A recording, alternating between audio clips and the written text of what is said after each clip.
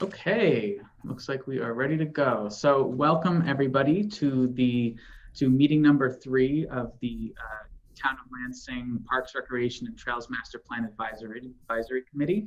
We're just going to go ahead and start with a brief roll call, and then we'll go ahead and get into the agenda overview. So I'm just going to go down the full list of committee members. Katrina Binkowitz, Deborah Trumbull. Yes. Ronnie Hardaway. Here. Becca Lovenheim. Hello. Jack Young. Paul Paradigm. And then we also have Supervisor Levine joining us. And from the town staff, we have CJ Randall. Yep, I'm here. Pat Terrell. Here. And Jenna Holler. Here. And then from Place Alliance, we have Ian Law. Here. And Josiah Simpson. Here. And am I missing? And then from MJ Engineering, Andrew Gilchrist here, and I'm joined by Jackie Hakes. Is there anybody else who I'm missing? Great. So we'll go ahead and get started. So we have several things on the agenda today. We will start with an update from CJ on the Village Solar Project. And then we'll go into a project schedule update, and then some highlights of the online survey. And then we'll go into a discussion of upcoming public engagement. And then the continuation, really the biggest part of the meeting is the continuation of the interactive mapping exercise, which we had started at the previous meeting. So we'll be finishing that piece for the individual park needs. And then we'll go into some next steps. So I'll hand it off to CJ if you'd like to give us an update on the Village Solar Project. Yes, hey everybody. Do you need to share your screen? No, that's okay. Okay. I'm just going to give a quick update. So I heard back from Deb that she was looking for the maps with ortho imagery with the trails marked, and I think that would be very helpful with to hopefully help answer the questions that Katrina has about the landscaping. I'm hoping that they can just overlay the landscaping plan with the imagery so we can understand what the deal is with any tree removals. So Katrina kind of posed that question. Overall, it sounds like, or seems like it will be an improvement, but I need to track down these submittals from folks, from the folks at Village Solars to be able to hopefully give you a more accurate picture of what's going on here. So I'll kind of condense your comments. And if you have any additional comments you'd like to add, I'll send those along to the applicants. And then we can get the rest of the recommendations via email. I think the planning board will be taking a look at it at their next working meeting, which will be, I want to say February 8th. So we've got a little time, hopefully, to get the updated maps from the Village Solars, Village Circle group. So if there's any additional comments on those, let me know, and I will be happy to pass those on. Yeah, what I'd like to see is a readable map of what the original plan was. I got out all the magnifying glasses I have, and I could not quite figure out what the original plan was versus what they've done. So if they had ortho maps comparing and contrasting, I think that would be helpful. Okay, great. Thanks, Deb.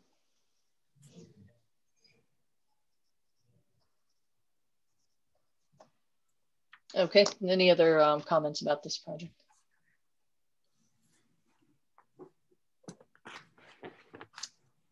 All right, any other? Okay, great. Thank you very much. Okay. All right, so I'm just going to share my screen again. There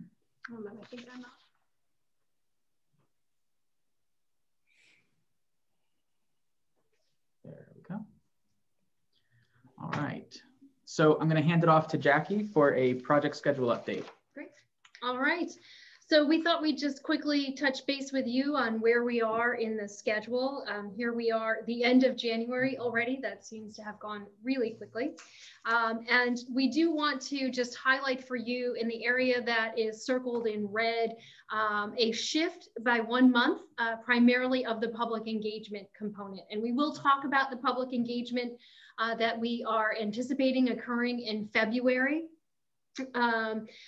With regard to the virtual design workshop, the end of February, we are looking to do that, and we will talk to you about that in more detail. But over the month of February, we also would be looking to have the stakeholder discussions. And so we certainly want to, get any additional stakeholders and any contact information that you might have for those individuals so that we can reach out and get those scheduled. A little bit later on in the session today, we'll talk about how best to get that information to us. But we're still on target. This first round of engagement will really be to share with people what the project is and to start getting some initial input on ideas for the park system townwide, as well as the individual parks. We are leaving some of the additional public engagement, such as the pop-up tables. We've identified shifting that to March.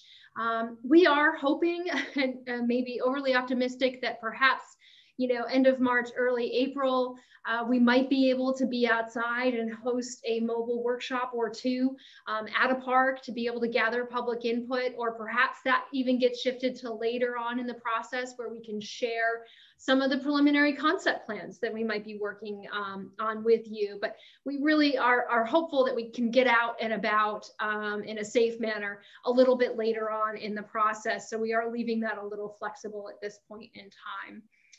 Other than that, we are moving along kind of internally with the existing conditions facilities evaluation. We've completed an ADA assessment of all of the parks, and so we're pulling that information together. And Andrew's going to talk about what we learned from that and how it correlates with some of what we've heard from the community survey, quite honestly. And so, we are moving ahead, and we're excited to be jumping into this next step, these next series of steps. And part of what's important to that, again, is the continuation of, the public engagement and the outreach. And so we will talk about that a little bit more, but right now I'm going to shift it back over to Andrew so he can provide some highlights with regard to the community survey, the online survey. And we did get some wonderful feedback. There was a great response, we feel anyway, with regard to this, and folks took the folks that did take the time to respond to the survey gave a lot of thought to the survey and what it was. I do want to point out that we have prepared a summary of highlights that go into a little more detail than what we are going to be presenting to you today. For the sake of time, we're just selecting a handful of highlights to share with you today. We will, following this meeting later today, share with you a document of the highlights, a summary of highlights, as well as the actual responses. So you can see the actual responses, all of the written in comments for the open-ended questions, and have that available to you. Once this group is comfortable with that document, we would like to post it on the project website. So keep that in mind so that we can get through a lot of these highlights, and a lot of them are connected to one another in terms of the questions. We would ask that you hold off any questions until Andrew gets through, and then we'll pause for a moment and kind of digest collectively what it was we've learned from the survey. I will say this, there certainly were some themes that came out of this as we were sifting through it. And there was some consistency in terms of what the broader community is looking for, or thinks would be nice to have, if you will, in terms of future improvements within the park system and individual parks. So with that, I'm going to turn it over to Andrew to walk through some of the highlights. Yep, thank you. So as you might recall, the survey was it was done through the SurveyMonkey platform. The online platform gives us a lot of ability to kind of capture as many respondents as possible in the community. So the survey was live from October 2nd to December 18th, 2020. And during that time, we received a total of 445 responses. And the survey included these 6 topic areas: participant information, use, facilities, program experience, park-specific questions that were park-specific, and then suggestions for the future. And I do want to mention how this was publicized. So you will notice the survey business cards that are on the screen there. So that was one method of publicity for this. And the park staff handed these out during a park event in the fall.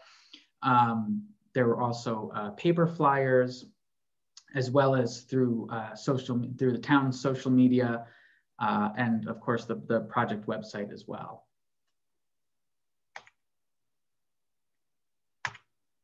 Oops. There we go.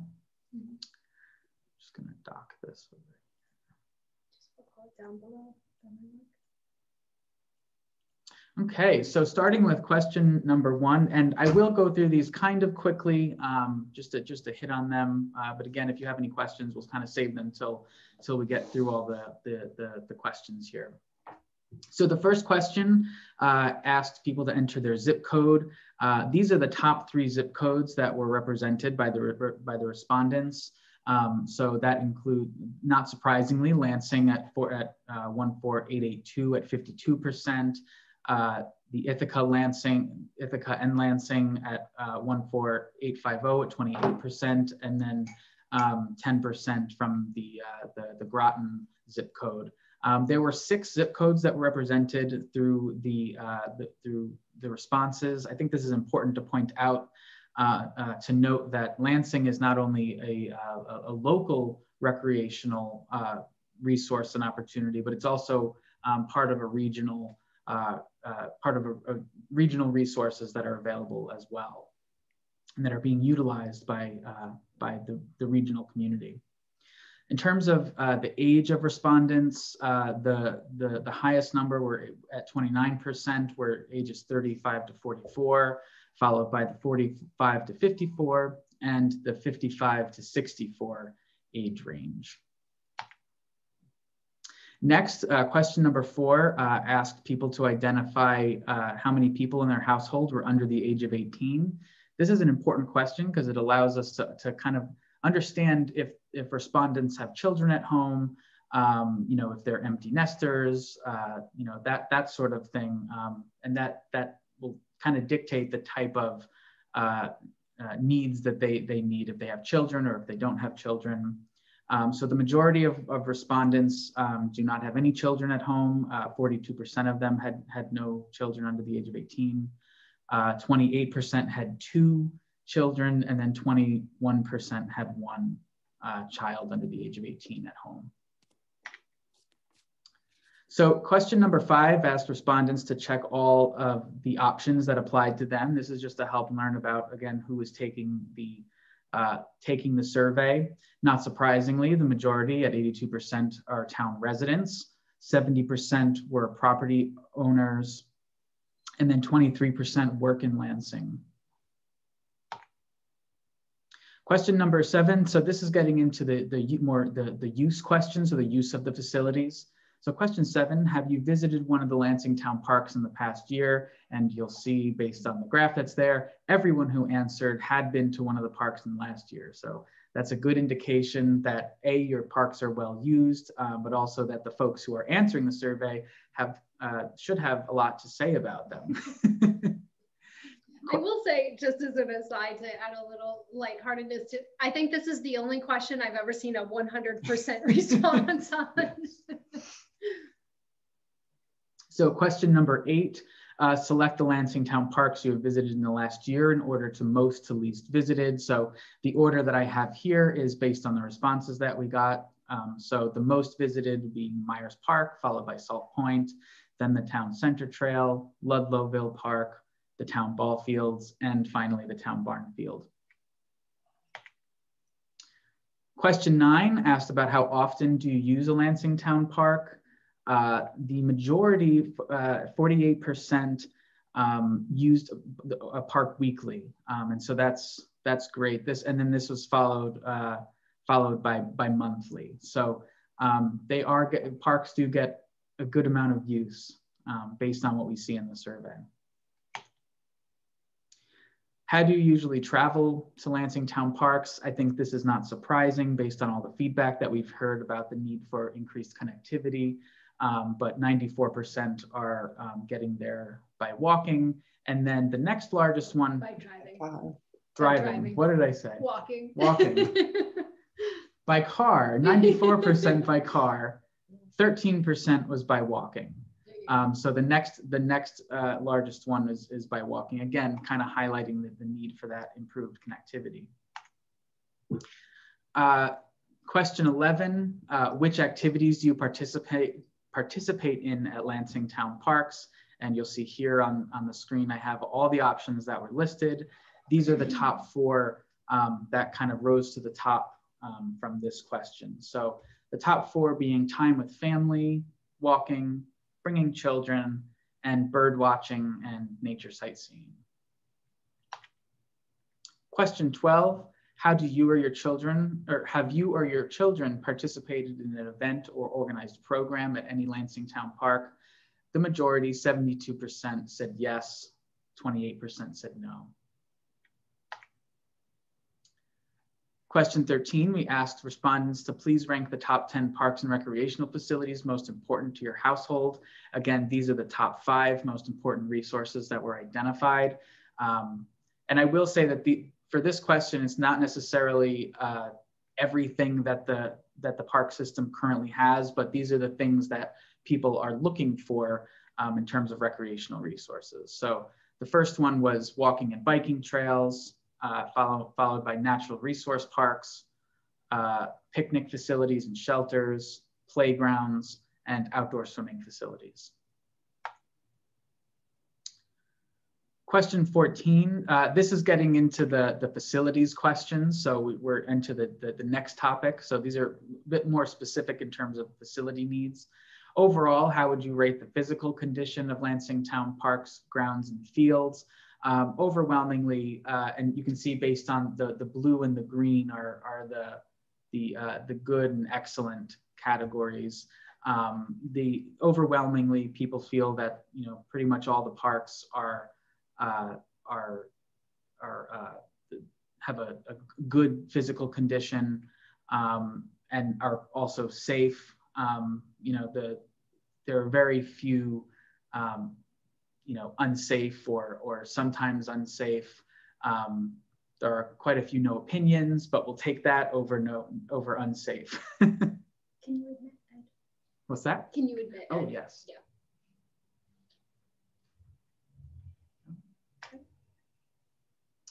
So question 17, have you encountered any barriers to accessing any Lansing Town park facilities and programs?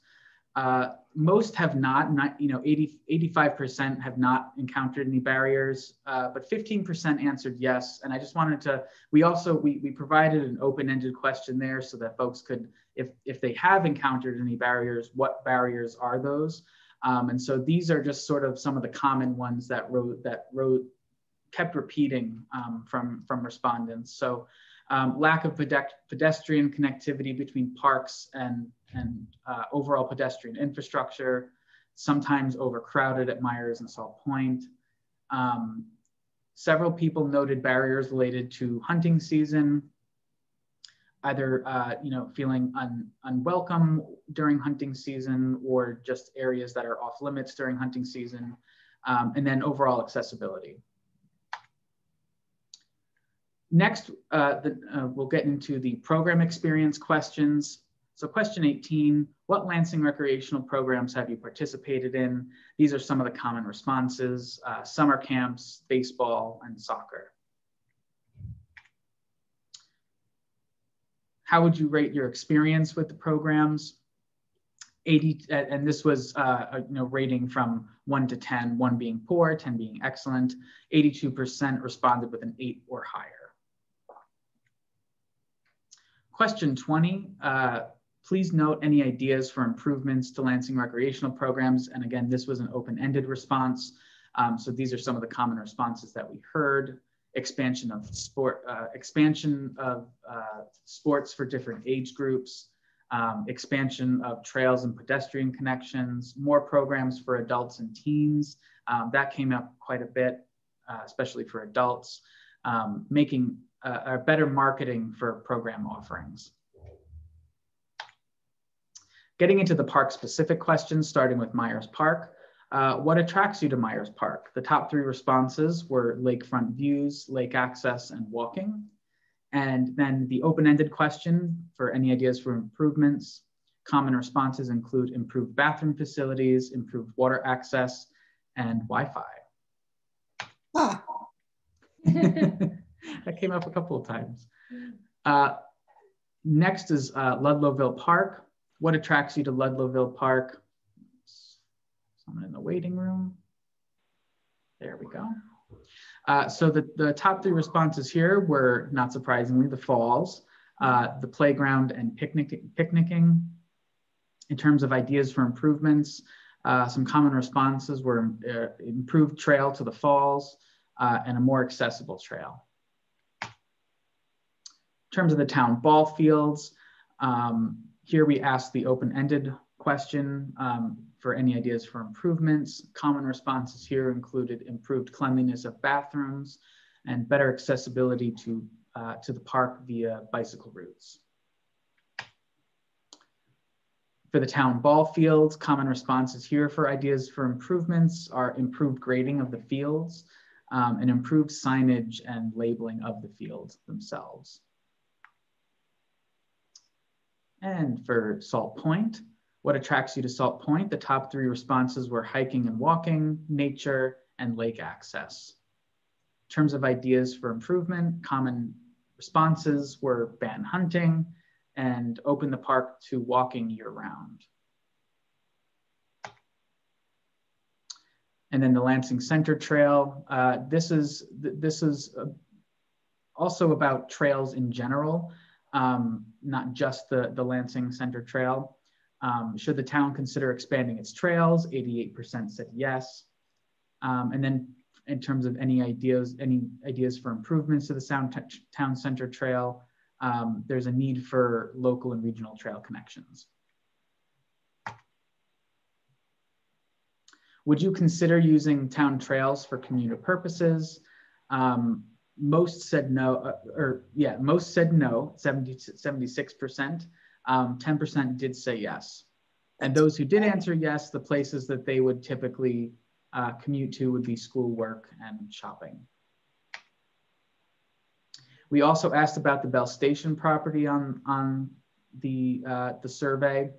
In terms of question 32, do you support providing public access to the Bell Station property? 91% said yes, 9% said no. In terms of the amenities that people would like to see there, top responses include hiking and walking trails, natural areas, kayak and paddlecraft launch, and picnic area. And then lastly, suggestions for the future. Here we just asked for any additional ideas people had for suggestions for the future for the park system. So some common responses here were the addition of a dog park, again, local and regional trail connections, and protecting natural areas from development. So those are the survey highlights in a nutshell. As Jackie had mentioned, we will be providing you the full summary and the full responses so you can take a look at. I would really recommend looking at the open-ended responses. There's some really good information in there. But in the meantime, does anybody have any questions, comments, things that they'd like to discuss with us regarding the survey?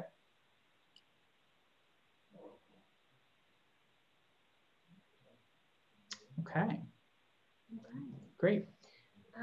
So before we do go on, I do think it's interesting, some of these common things that Andrew was highlighting.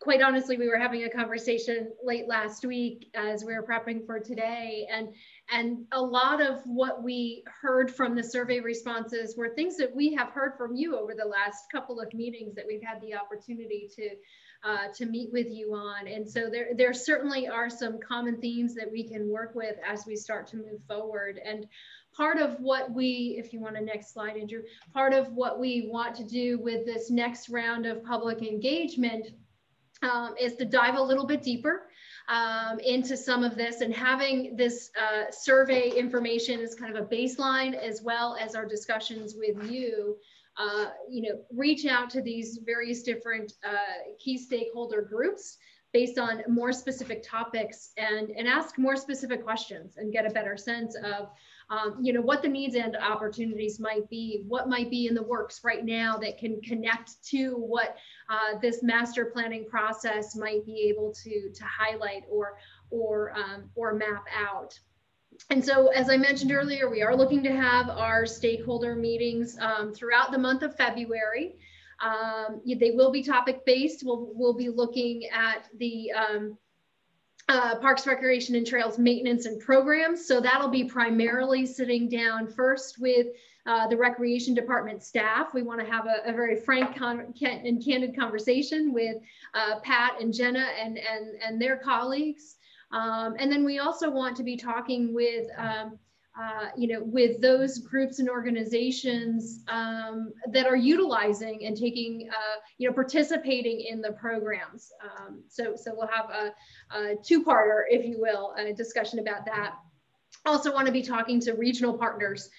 As Andrew mentioned, based on the responses that we got in the survey, at the very least, in addition to being a local resource, Lansing Parks, it appears certainly to be a part of that larger regional system. And as we introduced to you and discussed at our last committee meeting, there is a substantial network and substantial recreational system within the region here. And so I think it's important to recognize where Lansing, what the Lansing Parks and Recreation and Trails system can play, what role you can play within that larger regional system. We'll then speak to various different recreational groups. We'll talk to tourism and business entities to understand what role recreation, parks, and trails can play in that, and does, and then the education and nonprofit groups. We did, and I know we've asked for you of you previously, and we appreciate what you have provided. We've got an entire list of individuals and or entities that we've compiled, and we will be starting to reach out to those. It would be helpful if we could ask you if you have specific contact information, whether it's an email or a telephone number for any of those individuals. It would be really helpful for us. If not, we'll track it down, that's fine. But there is a document and we can resend it to you. But Andrew, can you explain how people can modify that document? Sure, yep. And when I send along the survey summary, I'll resend the link to this, but it's an online Excel spreadsheet. And so all you do is go to the link, and I have the link down here in case we want to go to it. But when you go to the link, it'll just open up the Excel spreadsheet, just like you see it here on the screen.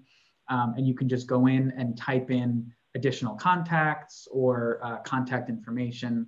So if there's anybody you know of, please share that information with us. Yeah, any of the blank contacts, or there were some suggestions of different user groups.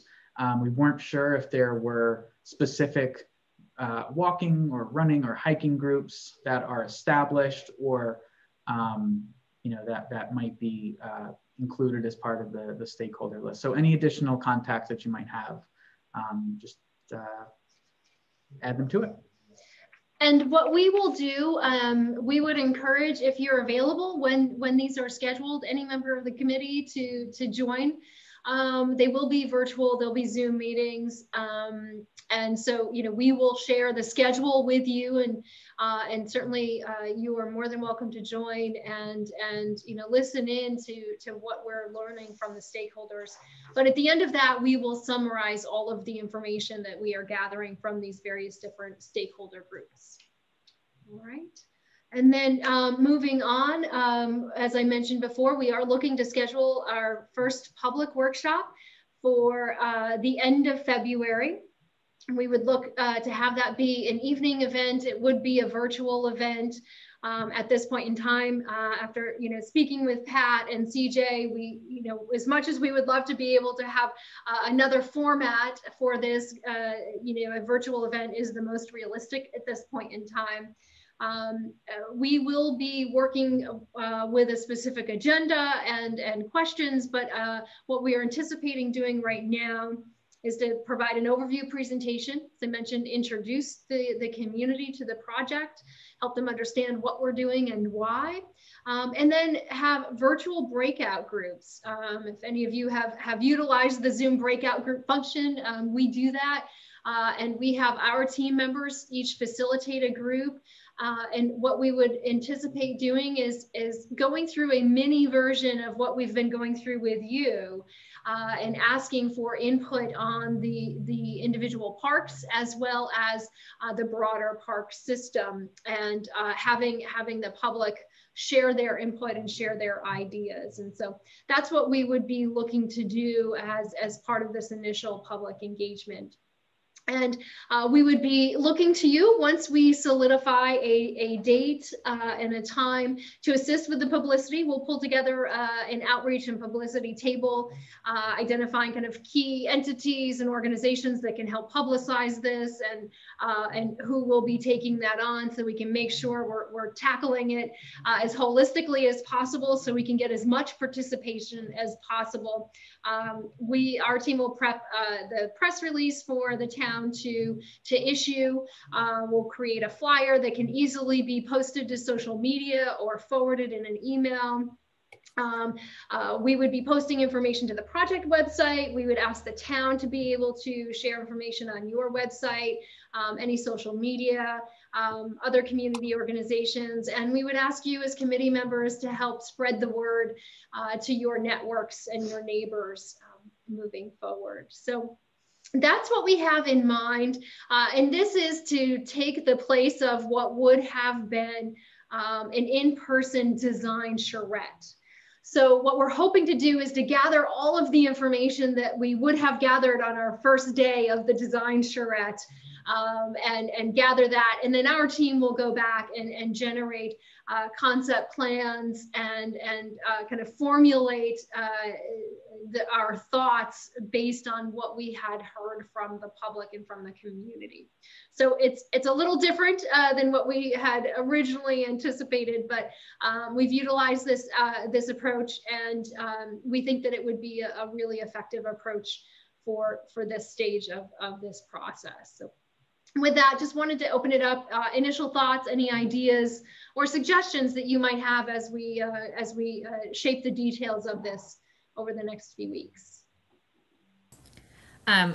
We were trying to, you probably know more about all of these things than we do, but someone has suggested a platform called Spatial Chat. Have you ever heard of that before?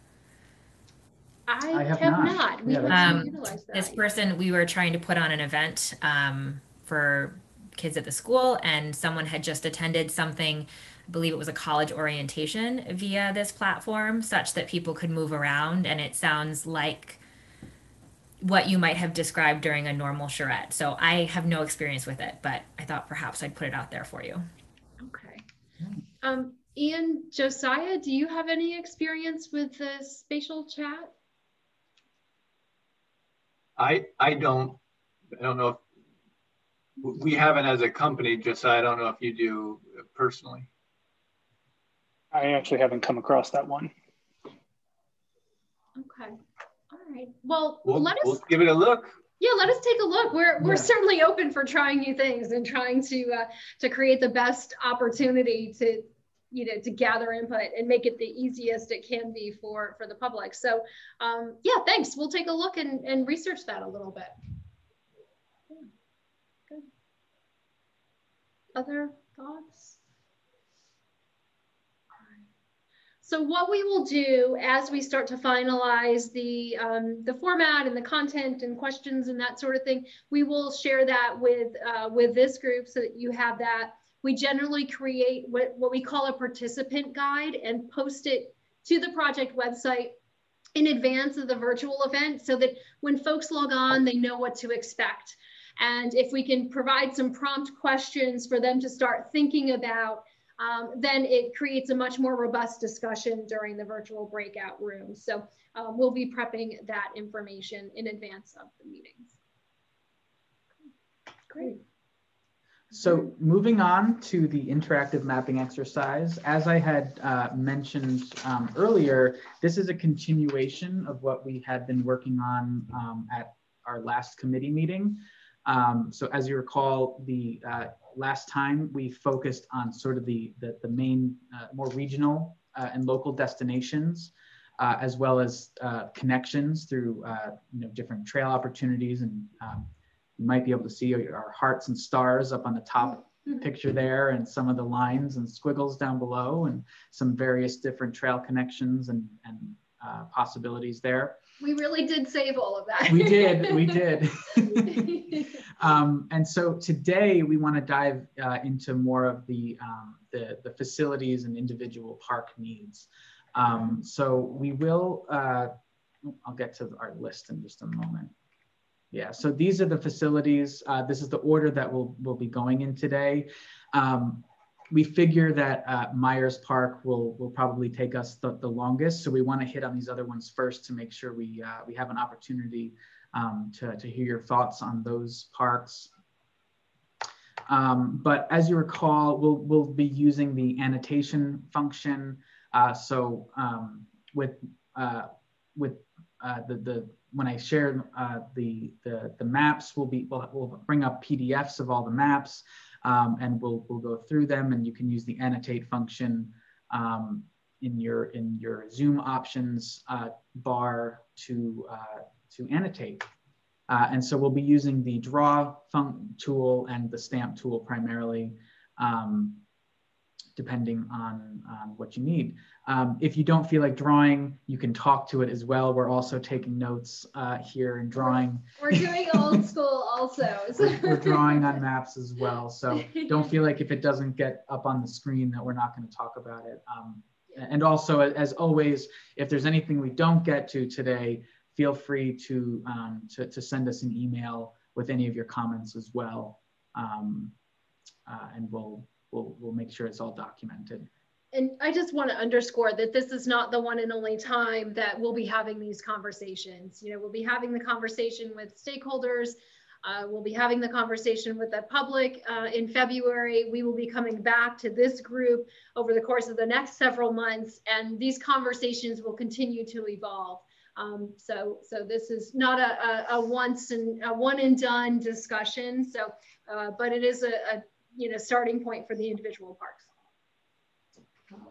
So with that, I am going to stop sharing the presentation for now and switch to the maps. Just give me a moment. Okay, so can everyone see the map okay? Yes. Okay, and now I will just, there we go. Annotate. So now you should be able to use the annotate function now. So the first park that we're going to start with is the town barn facilities, the town barn field. And so just to kind of to orient everybody over on the, actually let me use, is it Spotlight? Mm-hmm. No, you need to go down to the little spotlight thing. Hit spotlight and then go down. There you go. There we go. There you go. So on the left-hand side here, we have Route 34. Down at the bottom is Town Barn Road. Right here is the town highway department. Just for some context of where we are. So this is one of the simpler of the, in terms of the town park facilities. So just kind of diving right in, does anyone have any initial thoughts, ideas that come to mind, needs for this facility?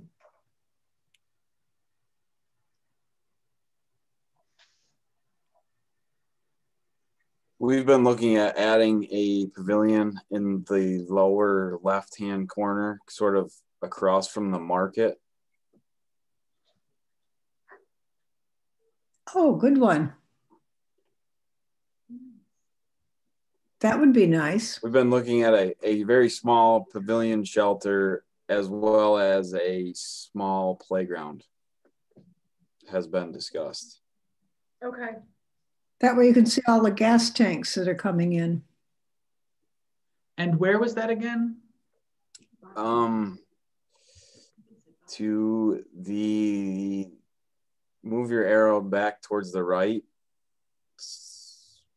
Right in there, yes. Like over this area here? Right there, Pat. Yeah. Oh, yep. Great. Ian's got it. Thank you. Thank you. Pat, any specifics yet on the size of the pavilion? Maybe like a 20 by 30, something like that. Not overly big.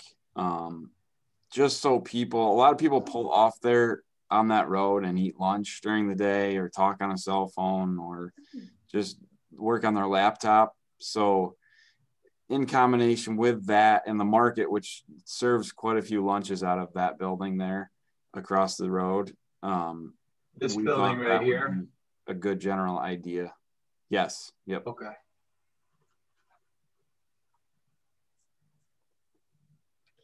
Now, if I could follow up on one of your comments, Pat, Yeah. parking, where do people park for this? Do they park in the town barn parking lot? Is there any conflict with that depending on what might be going on, or? There is some. It doesn't usually happen very often because most of our events that take place up there are after town barn employees are gone.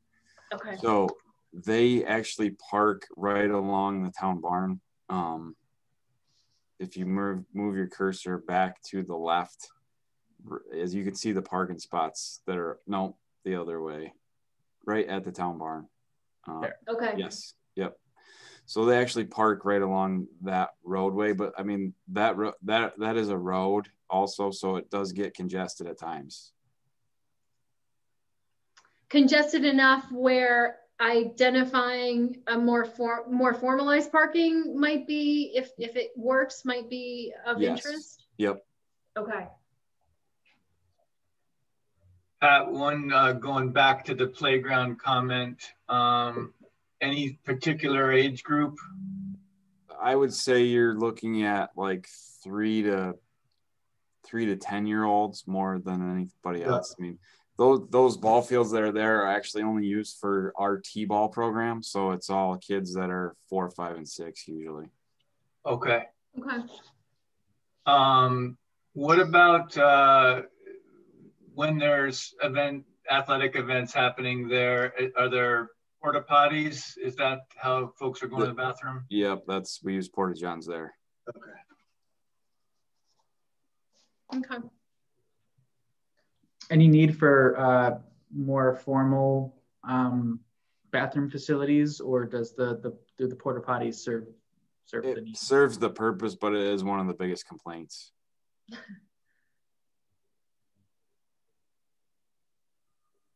Okay. That's one of the biggest complaints here and at Myers Park and at Ludloville is the lack of restrooms.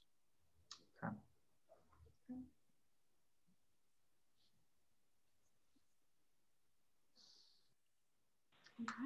Okay. Yeah. Anything else to add for? One question I had for everyone, because this was, obviously Josiah and I were there just for, an hour, but is it just us or is this intersection nuts? Yeah, it's terrible. Okay. And this is like here, and then when we talk about the town ball fields and the trails, like it is the hard part about having 34 going through town because we have great facilities on both sides of it, but it's a road that's out of our control and has a lot of busy traffic. So like you're talking, you know, I remember being there for T-ball with my kids, and you do have little ones there and they are playing and it's totally fine. Although there's also a really big road right there. So, you know, it's one of the challenges we have for sure. You know, I think to myself, how nice if this were connected across the street, because the trails and scoops is like essentially right there, where we have the gas station and the dance studio and the market and the ball fields and then the trails and an ice cream shop.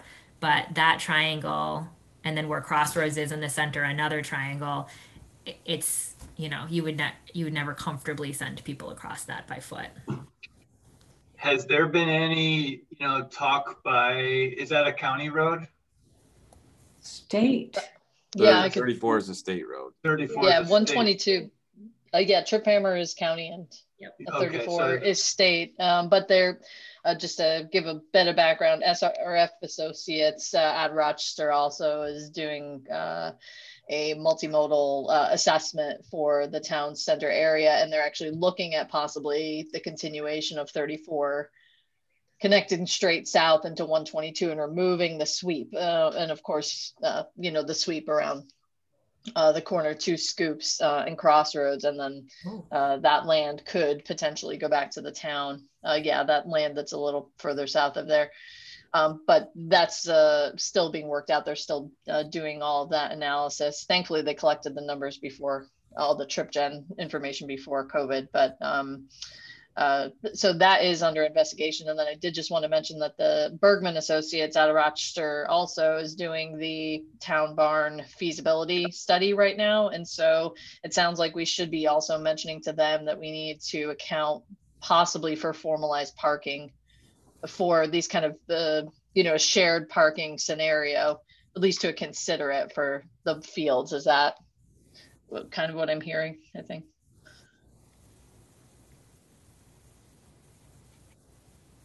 Sort of. Okay. So we're gonna go. Would there be any, you know, if they're gonna be a park pavilion and potentially, you know, and a corresponding playground, would it make any sense just to give parents a little peace of mind? You know, it could be a transparent fence, but would there be any benefit to having some kind of fencing along that edge that would give people a little bit of protection there, and freedom for kids to kind of run around and without the worry of that highway? Yeah, we've kicked around putting up like a 3-rail split rail fence in there. Just something to curb that, at least on that lower, you know, corner. Yeah, just that lower corner. Yeah. Okay. Great. Okay, so let me just clear that. Actually, make sure it's saved. Yeah, I was gonna say, let's see. Oh, it's clear. I think I already saved You it. had Yeah. saved it, yeah. All right. Okay, so let me clear my stuff. Okay, so next we are at the town ball facilities, and I'm just going to zoom in a little bit here.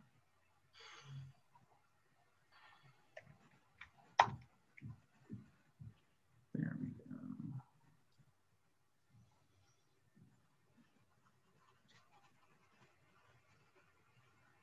Okay, initial thoughts, ideas for the ball fields.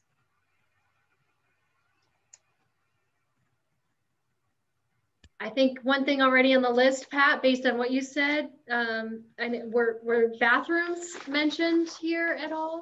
Yeah, I mean, we can always use an upgrade to the restroom facility. It serves the purpose, but it's probably too small for what we need.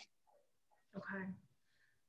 And I will say, not only from a size perspective, but some of our team has been out doing the accessibility analysis, and there were some, it was a little questionable. I think the men's room entrance, there was some, there could be some improvements, I think, to make that a little easier. Yep. Okay.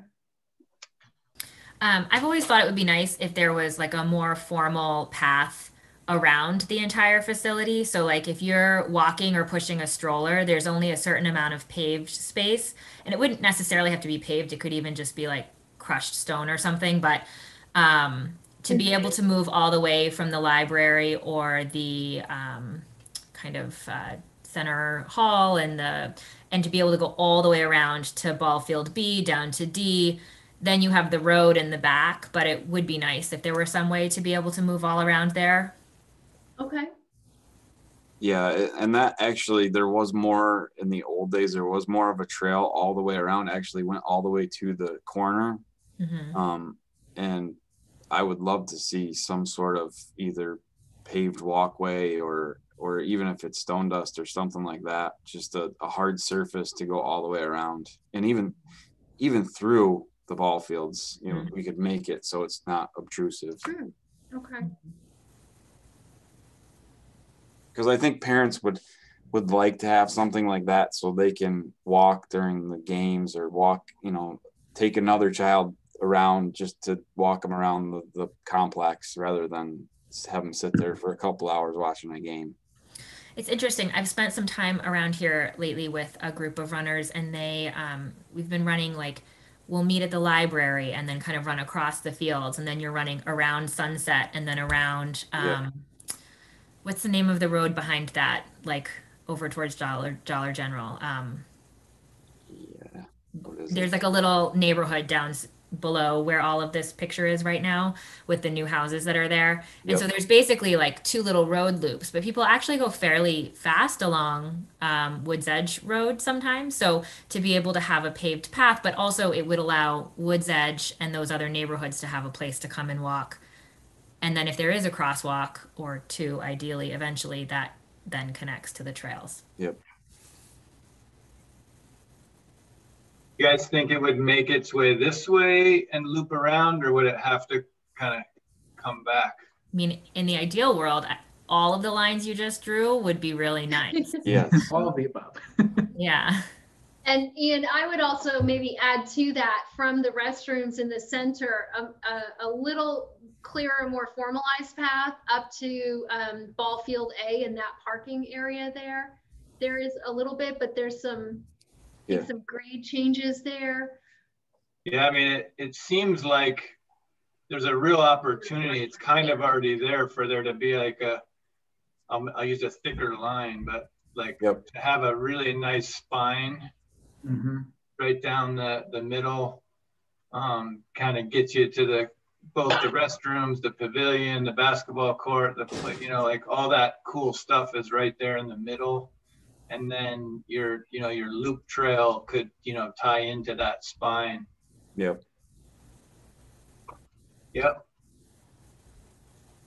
Thing that we've observed is with the parking area up here by the batting cages and ball field F, it seems to be a little tight in this area here. Yeah, like you drive in and you're backing out. It's full, right? So do you have any ideas or thoughts for improvements to that, or would you like to see improvements to that parking area in general? Or is it functioning fine? Yeah. You know? It works. It's not ideal. Obviously, I would like to see it expanded somewhat, but I mean, now with the addition of the barbecue pavilion out here, that's actually shrunk it down even more. And there's really no place to go as far as parking. It's going to be a challenge to add anything more over there. Okay. It looks to me like your only real I can't tell from the scale, but this looks like it's single loaded parking down here and here. Yes, that's correct. But it looks like you might have to do some grading, but it looks like you could at least have enough real estate to consider, you know, expanding that another 18 feet, which would allow it to be a double loaded lot on each side. You know, you'd kind of double the amount of parking you have in that zone. At least it'd be worth looking at, Pat. Yeah, we could. So in the back one, we could actually probably dig out closer to the pine trees and make that wider that way. Yeah. That's a possibility. And then on the other side, we could actually, I wanted to consolidate this playground so it's not so spread out, and we could dig in that way. We could even go towards the trees on the other side too. But my objective at some point is to consolidate. Oh, That froze up. you flopped up. You frozen up.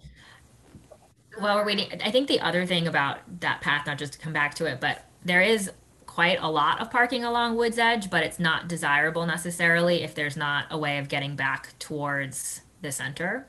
That's this area here. Yeah, like there's parking along that whole road, which most people use when you're just going to the ball fields. But like if I were gonna go get chicken barbecue or something, it wouldn't be a problem to park there if you knew you were gonna walk along a path. So that loop path would give you the freedom to kind of park wherever. Yeah, so that is another spot that already has space, and then that would be accessibility. Now, Pat mentioned something earlier, and I don't know if he has unfrozen yet, but you know, perhaps the idea of a path through the field, through the ball fields, maybe from ball field C to the restrooms. I'm not sure if that's what he had in mind with that. If that, I'm just thinking, I'm not sure from a scale and a space perspective, if somebody hits a nice. Well, I think, Jackie, I think the problem with that is you'd lose a ball field. Okay, that's where I was wondering how much you'd have to take up. You'd lose, you know, I think from a dimension standpoint, you're probably fine if you did it right down the middle there, kind of right where ball field C is across to the restrooms. You're probably at a decent enough distance for most age groups, but you'd lose ball field C. We do put some kind of like makeshift fences up in between some of those fields. So that is where I could see that being problematic. I'm sorry. Somebody else thinks that's problematic, Jenna. Sorry. So you've got like a fence here and a fence there. So, yep, exactly. So they're kind of like a makeshift fence that we have pins in the ground for. And I would have to double check with Pat. I couldn't tell you specifically what fields those are. I want to say it's on A for sure. So that. Can you guys hear me now? I'm back. Welcome back. Pat, I was explaining the like fence lines that we put in during the spring for baseball. I don't remember where you put those exactly, but we were talking about putting a pathway kind of in the middle, and that might be here. So those are on A and E. Okay. So yeah, you could run a path through the middle of everything, other than that would destroy soccer fields for the I was gonna say, then you would have to deal with all the soccer. Yeah, so that's a great layout, but there's once baseball and softball is over, that gets changed into 14 soccer fields all over the place. So. Okay. Yeah, I think if you added that loop trail, it'd be great. You know, I think that would be such a nice addition to this facility for folks to be able to, you know, while you're at the game or in between games, for parents to stroll their babies around, or for seniors to come and walk a loop. It'd be great. So let me ask one more question about the that loop. Would there be any interest, and I don't think we got anything in the survey, but any interest for fitness stations along that, or is that something that just did actually come up in the survey? Did it come up? Okay. Yeah, a few people did mention, not specifically at this location, Yeah, I think, but in general, just, you know, wanting more fitness related opportunities. I think that would work here and at Myers Park in some capacity. Yeah, I think this would be a great site for exercise stations. Okay. All right. Okay. Anything else? Any other ideas for the town ball fields? Okay. So with that, we're gonna go ahead, clear these, and move on to the town center trail. But yes, so for the town center trail, thoughts, ideas. I think this is focused on what is existing. Maybe some future connections, but this clearly will get folded into much broader conversation about connections that, you know, we had already started to have with you. I just wanted to kind of throw that out there. Yeah, this is Paul. May not be the forum for this conversation, but I think there needs to be some transparency and agreement about what will or will not happen with the trail, in the sense that we do not want to be necessarily putting resources into something that may alter at some point. I think, to me, the critical issue with the Lansing Center Trail is protecting as much as possible and having those conversations and being as transparent as we can with those conversations. I think this is where we really have to hear from CJ of what are the possible plans for the use of this town land and the sale of the land, etc. CJ seems to have left. Nope, I'm here. Oh, you're there. Yeah, so it's a bit easier to see in the base map form with kind of the parcels as they've been, shall we say, delineated. If I could share my screen real quick, sure. I can give you a sense of what's going on here. Hold on just a moment. So my understanding, and this is from, I believe that the first request for proposal for town center lands went out in 2017. And at that point, this parcel C was sold to Rochester's Cornerstone Group, and they have subsequently developed the project known as Milton Meadows. So that's about, how many units is that? 74? 72? 72, that sounds right. Okay, 72 units here on parcel C that I'm showing. And then Salt Point Brewery will be here on parcel D. But the remainder, and there's some investigation right now of parcel J. Rochester's Cornerstone Group is also doing some geotechnical for this particular parcel right here.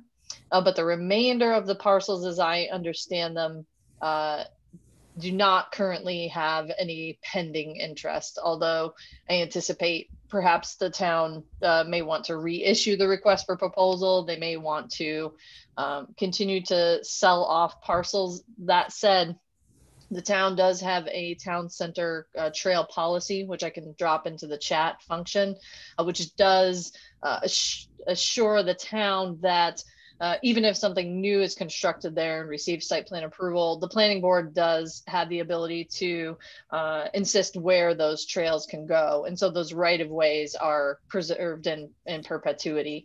So they may be reconfigured or end up in new places, but the trail system itself will stay. And that, maybe that's too much information, but not enough. But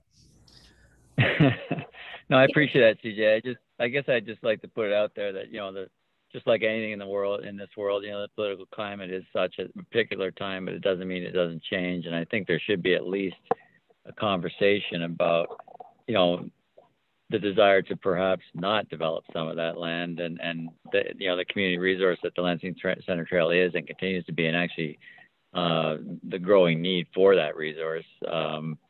You know, and again, not the forum for it right now. I recognize that, but just to put it out there, and certainly, you know, should be a priority. And my personal opinion, you know. But in terms of what's existing and what we know is perhaps hopefully going to stay, I would just like to suggest maybe some kind of linkage with the two kiosks. The one that's near the Salt Point Brewery now, I know it's partially their property, but if we could build a kiosk that matches the one in the existing parking lot, I think that might add to the perception that it, you know, and the reality that it is one trail, so that people, when, you know, because right now it's just a sign that my crews put up essentially to sort of link the two sort of disparate edges of the Lansing Center property. So that might be something that we could consider to add that continuity and that, you know, professionalism, for lack of a better word, to the entire trail network. So can I just confirm with all of you, Andrew, can you just, is that where the Salt Point Brewery property is? Or are we? Correct. Yeah, it's that corner right there. That corner there. Okay, so that's where you'd be looking to have another kiosk? No, or? It's to the east. Yeah. It's that little, see the purple, there you go. But that is their property. Oh, it's that Pat? property. I mean, okay. The other thing that might be helpful is a paved or a stone path from the entry to the Louise Bement Drive behind over to the kiosk and to Scoops, to allow for people with, you know, more limited mobility to have a way to get over to Scoops and perhaps even cross to the market. Yeah. Trina, could you say that one more? I know it's recorded, but I just so as you come in Louise Bement Drive, from that crossway, to have a paved trail or stone dust trail behind that property that pops out. What's the name on that, Pat? Mrs. Hilliard's? Yeah, Mrs. Yes. Hilliard's. Then it would link up through the parking lot, you know, next to the parking lot and the kiosk, and then cut over to the Scoops property and with access to the market. So some trail along there. It could be a combination of trail and sidewalk, however it would look. Yeah. Yeah, I like that idea a lot. I would suggest, you know, like stone dust, I mean, with not as much hard surface, since it is, you know, there just seems to be a lot of buildup. So even permeable pavement would actually not be a bad idea. It's a little more expensive, but something that would create less of a hard pack. I want to actually echo what Paul said. Same thing, like not to take, you know, this is a really amazing resource for the town. And I think it is, you know, I think some of us have really, you know, have appreciated the work that's gone into it and then have grand ideas for all the things it can be, but it's hard if you aren't sure what's going to happen with it. In the way that it stands right now, some of the other needs that I know would be great around here are certainly parking, which goes without saying, in terms of places to be able to have people park. Right now it's, you know, a pretty small lot, and then also over at Scoops, but restroom facilities are certainly something people would want if this were to be more permanent, or if we know it is going to be. I think having almost like outdoor classroom spaces or little shelters of some kind, or like a little bit of shade somewhere. We see like small groups that are coming through, or bird watching or something like that. It would be very cool to have stuff like that. Yeah, that's a great idea. Yeah, I appreciate that.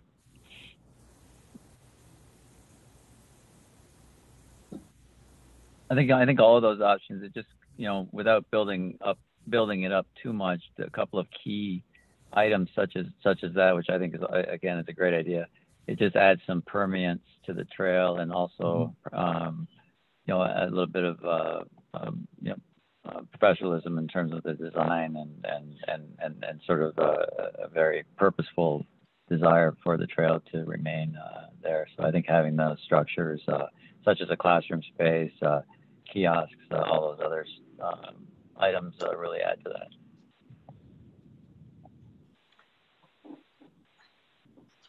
Because basically, right now, basically, despite all the work that's gone into it, it's you know, it's some wonderful mode paths, but it'd be nice to add to it, because I think for the longest time the community didn't recognize it or know that it was there for them to use as the wonderful resource that it is, and I think that's changing.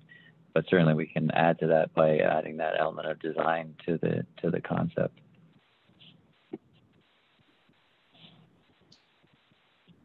Great. So any great ideas. Yeah. Yeah.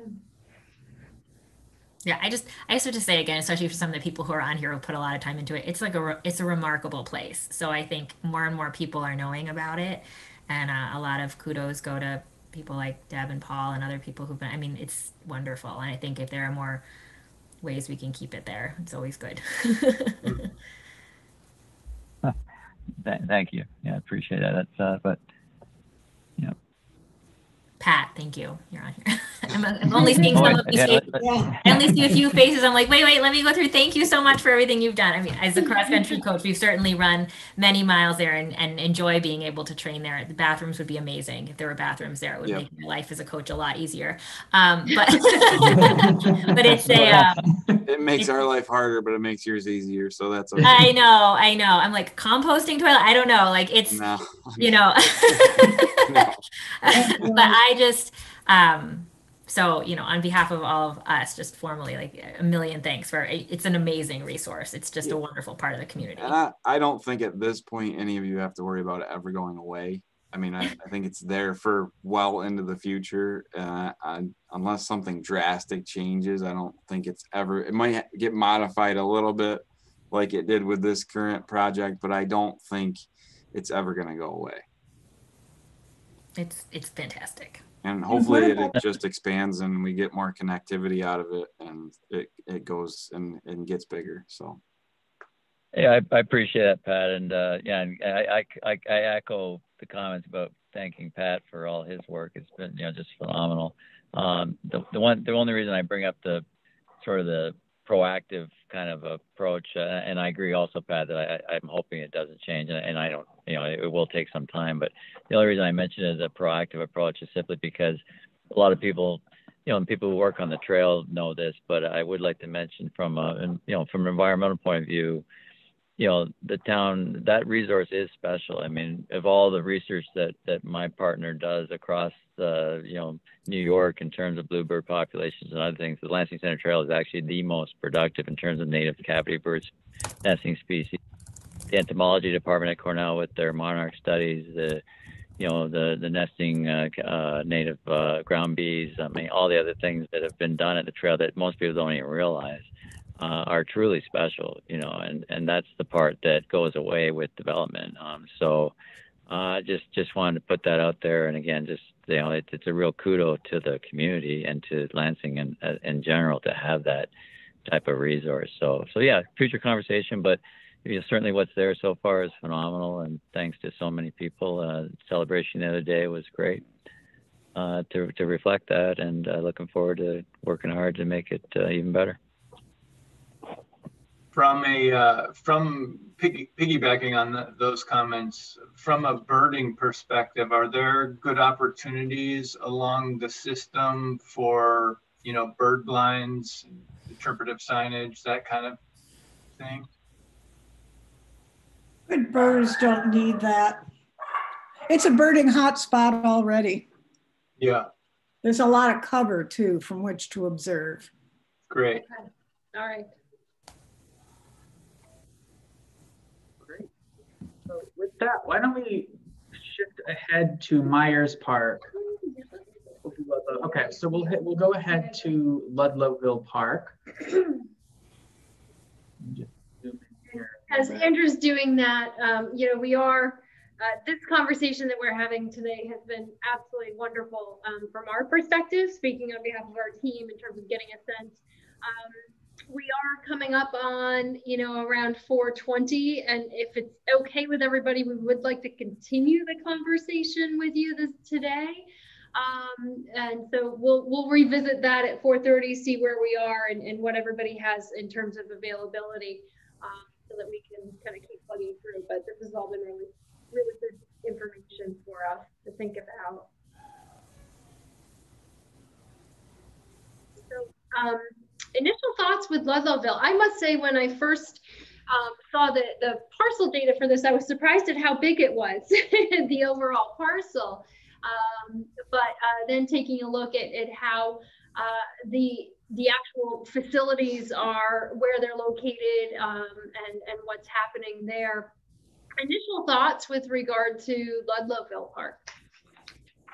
Parking and bathrooms. Yeah, it's the same as the rest. Parking and bathrooms. And okay. The other biggest thing that I want to see accomplished is some sort of safe accessibility to the falls. Yeah. Mm-hmm. Yeah, it's been on my agenda for the last couple of years. Yeah, I was going to say the same thing, Pat, and also just a revamp, and probably that would be a part of it, a revamp of the old broken down fence along the edge and that, yeah. And the biggest part people don't realize is that 90% of this park is on the other side of the creek. Yeah. So I would love to see a trail system over there. Agreed. Because I don't think anybody since I've been here has even walked on the other side of the creek, and even known that I was one of the first to point out that we owned a tremendous amount on the other side of the creek. What's the access point on that, Pat? There isn't one. Oh, well, there's an issue. Yeah. Pat, if you were to have an unlimited source of funds, where do you think would be the most appropriate access point, perhaps for, and let's think big, right? Some sort of a pedestrian bridge across the creek. Yeah, I mean, that's the only way you're really gonna access it, is to have some sort of bridge or an access across the creek somehow. Can I just ask a question, Pat? Is it Doug Road? If you go down and then there's that little single lane bridge, is that all private? Like there's no way to access it from down there? Is that correct? That is all private. I mean, there's really no place to park for one. Right. I just wasn't sure. I mean, I'd have to go down and look at it closer because I don't know what the cliff is like there, but you're probably not going to have any sort of foot traffic to be able to access that. Is there any access if you could go across Salmon Creek from Salmon Creek Road, which also sounds crazy? Yeah, I was going to ask Andrew if you could just scroll down because I can't see. Because when you run, like when we go along, like when you go along Salmon Creek Road, there's like a couple spots where the creek is pretty low and the banks rather are pretty low right there. Isn't that right? Or am I imagining? No, that's pretty low in that spot at the top left corner. Is it stable low in terms of flooding? Well, I'm sure it's in the floodplain. I guarantee it. Yeah, I mean, I think your best access is probably going across the creek, but I honestly think the best access is from Salmon Creek Road because it's relatively flat after that last house. Right. Mm-hmm. Yeah. Up this area here? Yeah. Just back to the south a little bit, to the south. Here? Yeah. A little, yeah, right in, that's the flattest part of the creek. Because when the creek is low too, it's like tempting. You can like just go across. But I would love to see at least a loop trail up in that woods. I mean, we've never accessed that in the 20 years that I've been here. That would be awesome. I mean, at a minimum, you could have a seasonal, a loop system over there that, in the heart of summer when the creek's low and you can just easily cross over. The bridge, that is definitely not out of the question. It's just being in the floodplain, and there's a lot of parameters that go into that. Mm-hmm. And it'll get very technical and where it would have to be. It's like, in one regard, you want to be able to cross like where the banks are the lowest, but from a bridge standpoint, you probably want to cross where they're the highest because of the flooding. So there's a lot that goes into that, but like Jackie said, now's the time to think big. If that is a goal for sure. I think we also need to keep in mind that we have to keep people from wandering upstream into the border of the Rod and Gun Club. Yeah, okay. So the north border is the Lansing Rod and Gun Club. So yeah, that's obviously an issue. Where's the trail that people are currently, how are people currently getting down to the falls? It's like right. Well, unofficially, yeah, it's about there. Is it you got possible you got to it. improve? Are improvements possible to that trail at that point? You know, better switchbacks or? Yeah, I mean, there isn't really a trail. It's not official. It's It's a goat path. It's just where people go. Yeah. And Pat, when you use the word accessible, did you just mean like an improved path, or did you really mean accessible?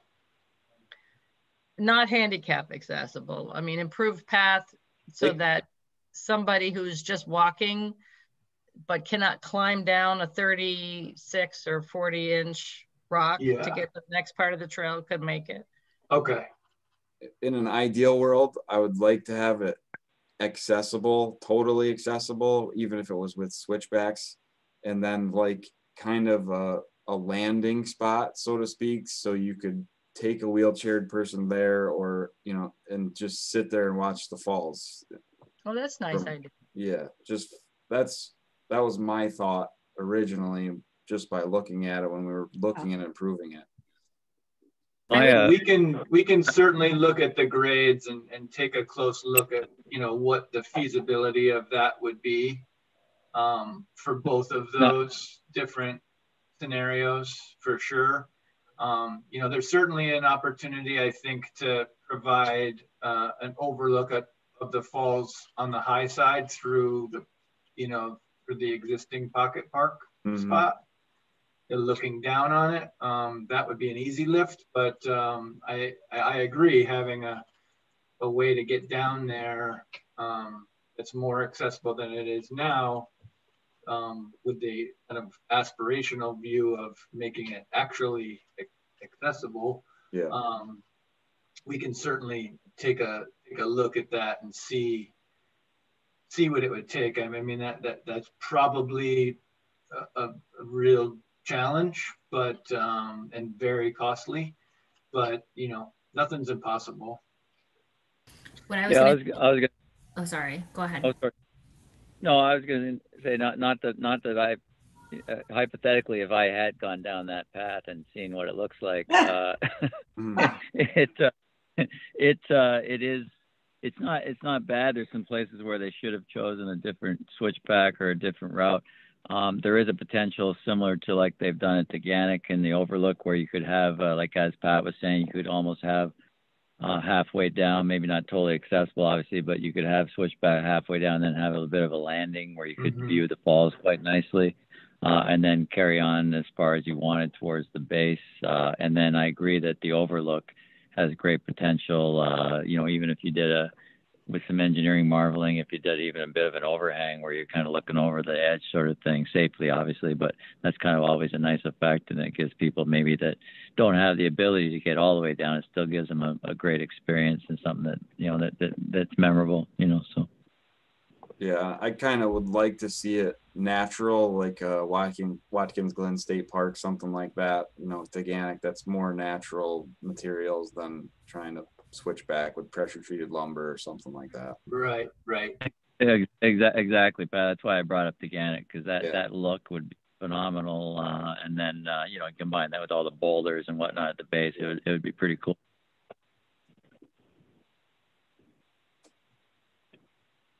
Let's do it. Yeah, that sounds great. I do think the Teganic Overlook, I was thinking you were talking about like the overlook that we all kind of are thinking of with the quintessential look of Teganic Falls, like the upper parking lot at Teganic where you're overlooking.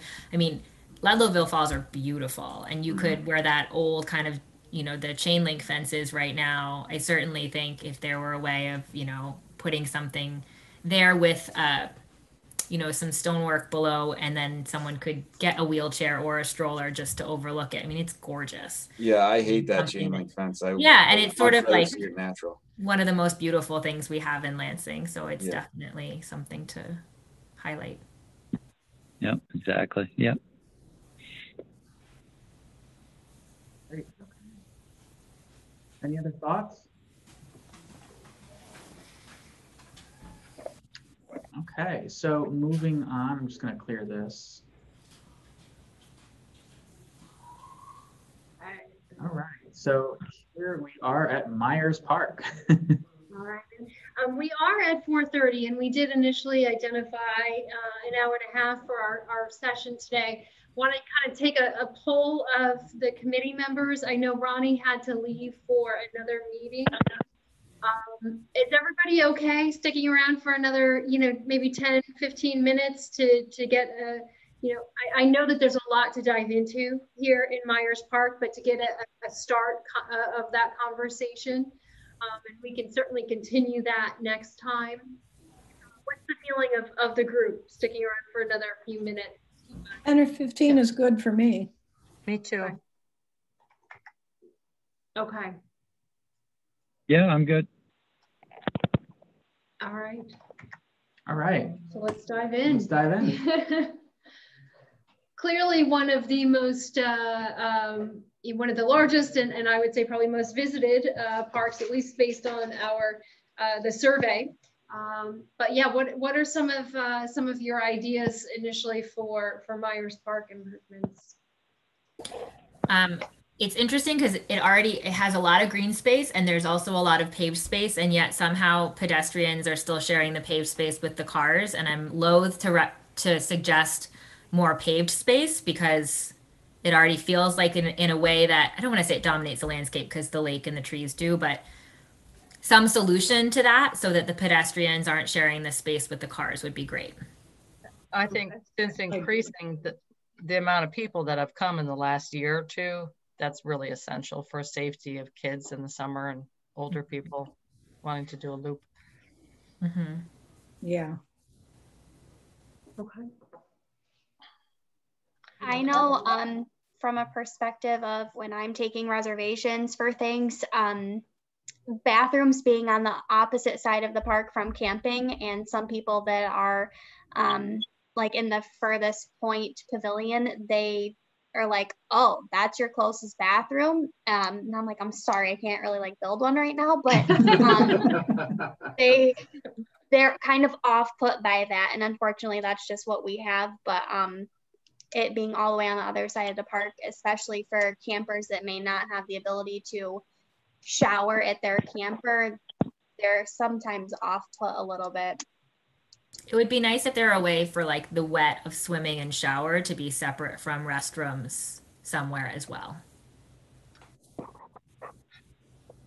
also thought it'd be nice at some point to fit in a couple of tent areas. You know, if you don't have a big camper, it's also still nice to go tent set up somewhere. It would support people who are bicycling and carrying a tent with them. Okay.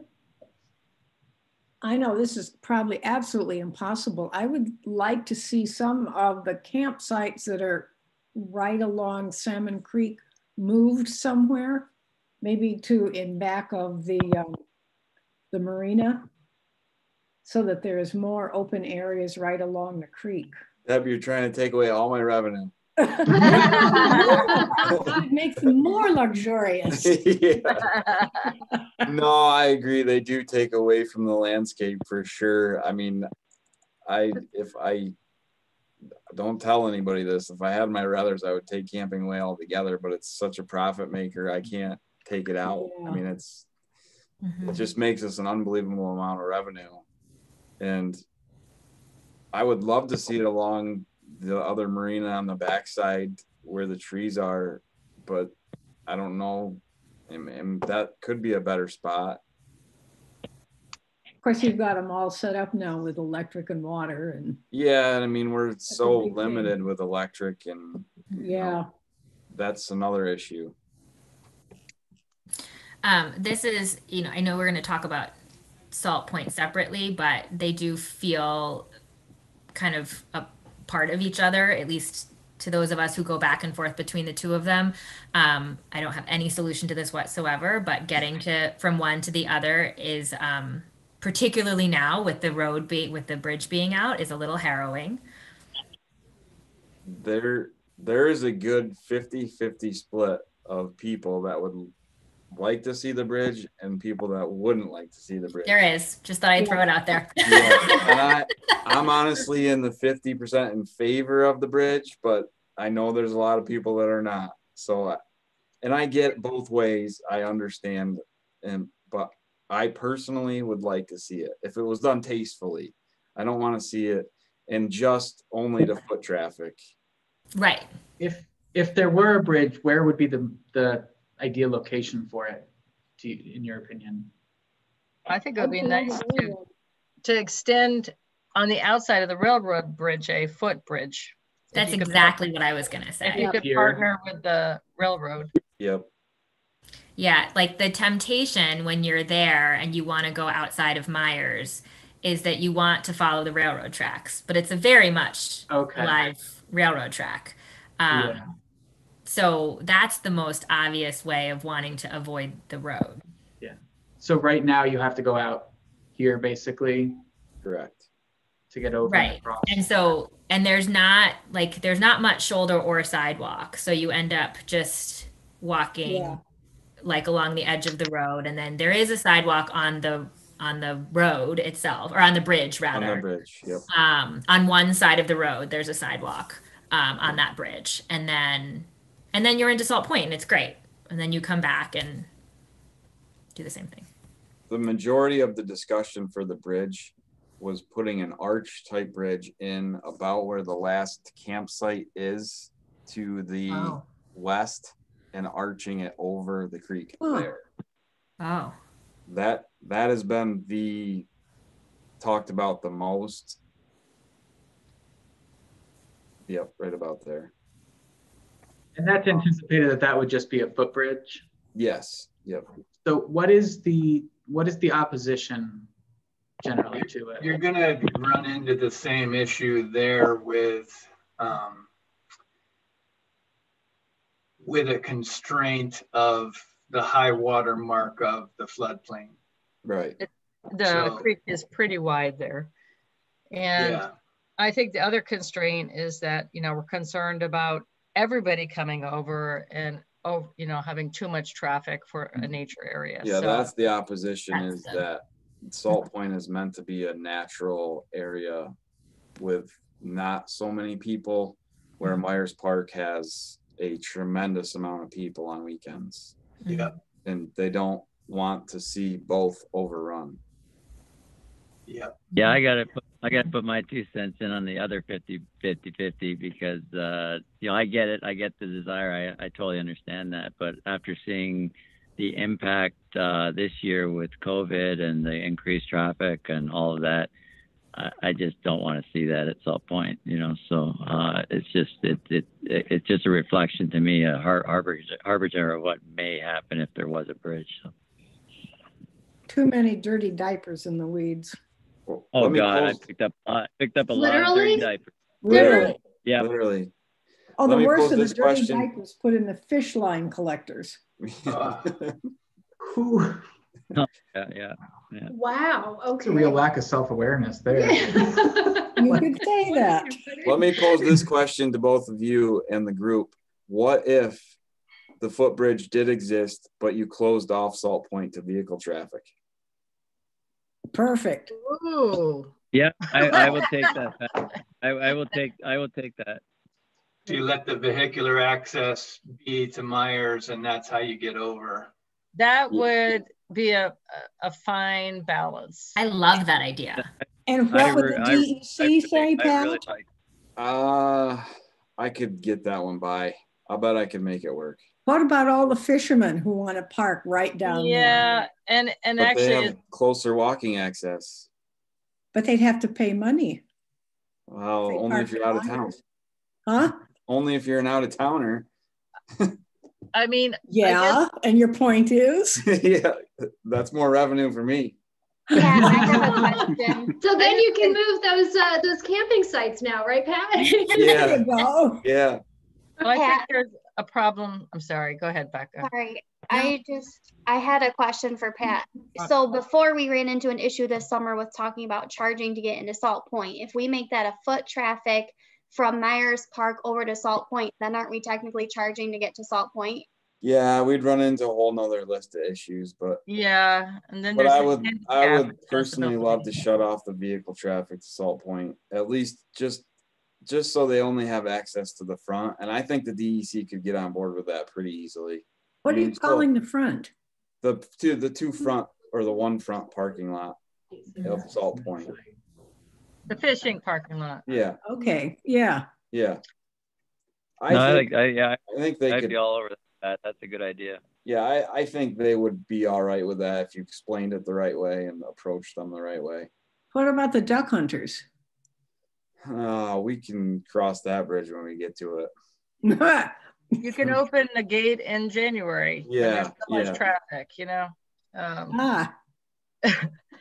Well, the other thing you'd have to deal with, I mean, I'm thinking of elderly people who, you know, drive up and utilize the picnic area. We don't really have that type of view parking for elderly people at Myers. I mean, you know, if you got rid of the parking lot on the end and turned that into grass and had picnic tables out there, that might, you know, be something. But hey, by the way, the Salt Point unit management plan expires in May. No. Yep, the 15 years is up, so it's a good time to think about what you might like for the update. How about the town buy it? Yeah. So let me ask a question about, if I could. Can I just go back for 1 sec, just to that other, I was just going to say, Katrina had mentioned something about having like a view. And one of the things, I think Ian, you might've mentioned this way back in your original presentation, like where the kayak racks are right now, and like coming out to the point near Pavilion A, like that's all, like, not that, I mean, I know we need a place for kayak racks, but there's a few places where you certainly could have like really nice viewpoints for people in terms of accessibility, with picnic tables that weren't part of a pavilion, either there on the other side of the restrooms right now, where there's like different places like that. Anyway, it just made me think of it. Then we can go on. Yeah, I mean, I'm not wanting to speak up too much in this because it's really, I need to be just listening. But I really feel like this is such a wasted opportunity that you guys have. Like you've got to reclaim your park from the car. You know, you literally have, hold on a second. You know, you have literally cut off. This is your only spot that you view the lake that you're not looking through cars. Yeah. Yep. And that's a shame when, you know, and it's just a matter of kind of rethinking it. It's not that we obviously have to account for the car. That's how everyone's getting here. So it's not that we've got to do away with the car. We just have to rethink how the car works in your park, and how can we maximize the most important real estate for the most amount of people. So I know I mean, the park feels overcrowded now, and it feels, I really feel confident that it's a matter of just spatial organization and circulation, and it can really be improved. So, you know, I think as we, you know, once we get into the design process and we've kind of thrown out all these ideas, I think it's going to be, you know, it's going to be a fun back and forth process that we can even have kind of varying degrees of impact. You know, like I think there could be like a complete overhaul and really give you something to think about. But then, you know, more realistic versions that are less of a lift, less expensive, that can still make substantial improvements. So I'm really excited for that to come. But I want both. And I'm open to suggest. I personally hate where the kayak racks are, but again, it's a huge revenue for us. Yeah, that gotta have we don't really do anything for, and we take a tremendous amount of money in for doing nothing, just for providing a spot. Yeah. But could they you be know, and pulled? people don't have to park 5 feet from their kayak either. Right. You know? But my dilemma is, where do I move them that they aren't obtrusive somewhere else? That's right. But like if the rack stayed, but like that whole area around them wasn't the parking. Okay. Then, because yeah, like I hate that parking lot out there too. Right. Because like yeah, I think about when we hold like the Lighthouse 5K is the time when I become most aware of where cars are and can be.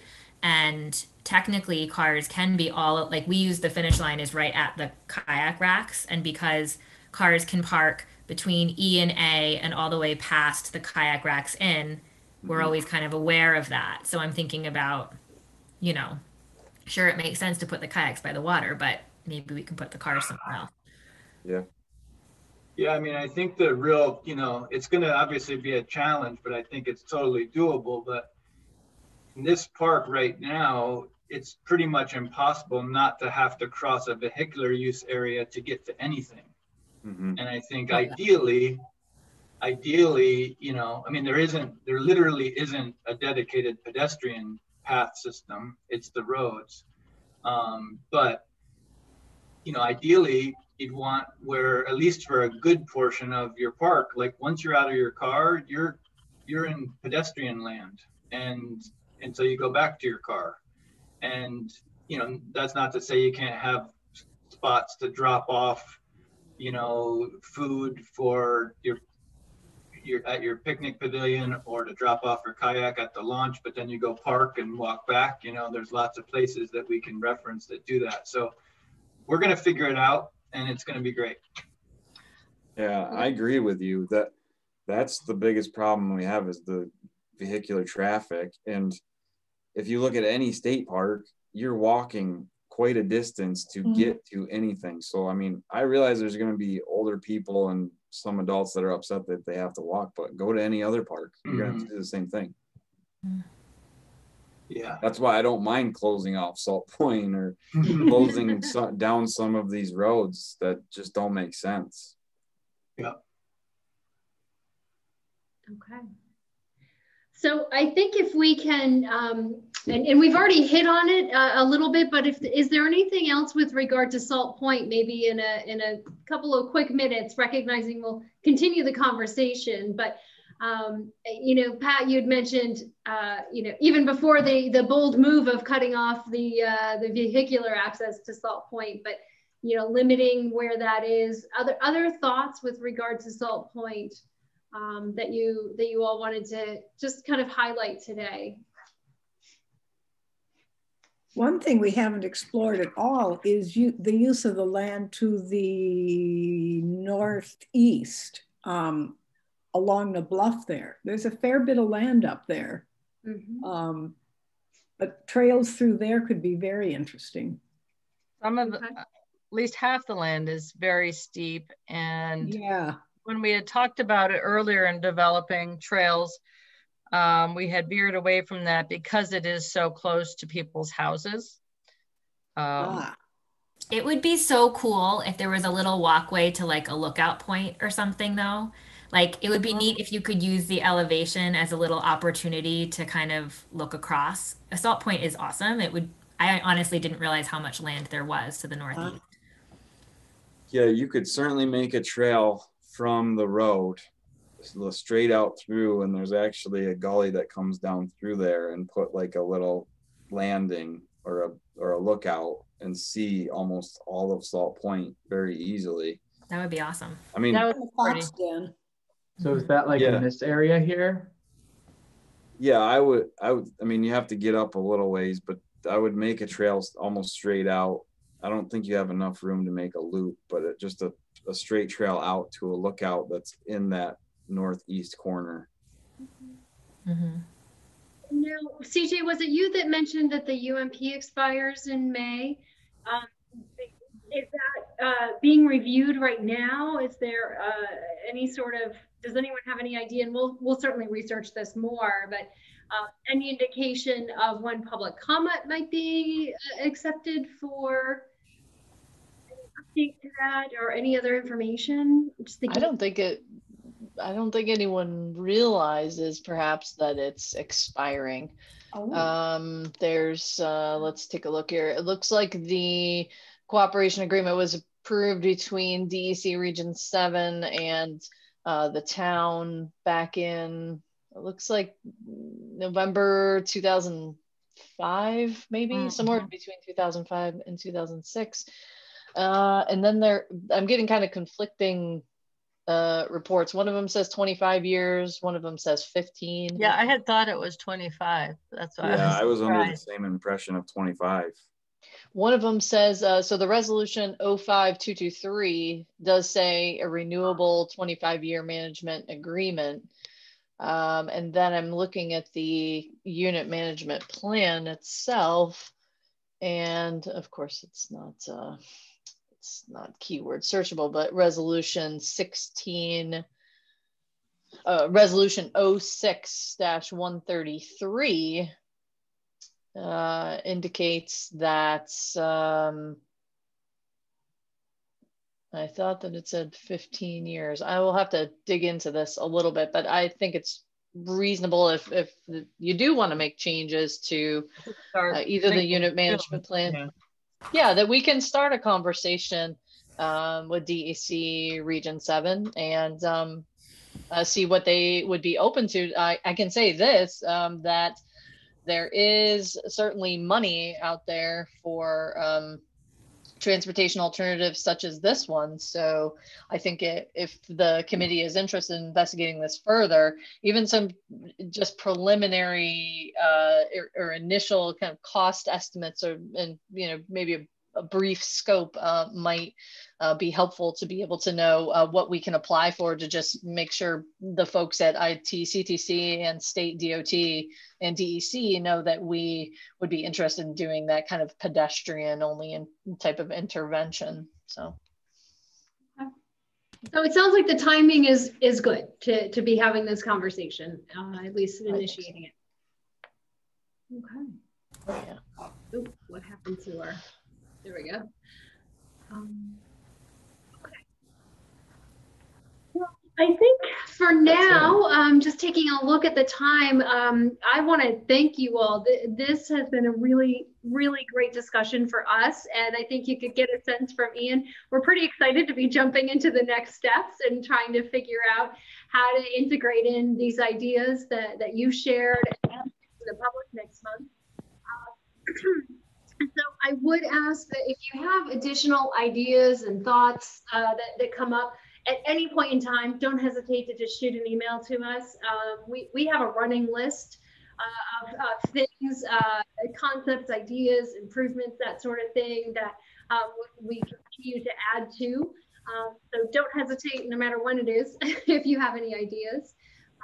And our next steps are really to be focusing on getting those stakeholder meetings scheduled, getting everything prepped and ready for the public meeting. We'll be working with CJ and Pat to identify a date and time that doesn't conflict with other community meetings and events as best as possible. Sometimes that's challenging. And then we'll be coordinating with you via email over the next few weeks with information about the stakeholder meetings and the public meeting. I think, did I cover all the next? Okay. So thank you. This was great. Thank you for your patience in the additional time. It was really helpful and useful for us as we're kind of helping you to shape this. Thanks for that, and good to see you all. Thank you. Absolutely. Thank you. Take care. Discussion. Thank you, everybody. Thank you.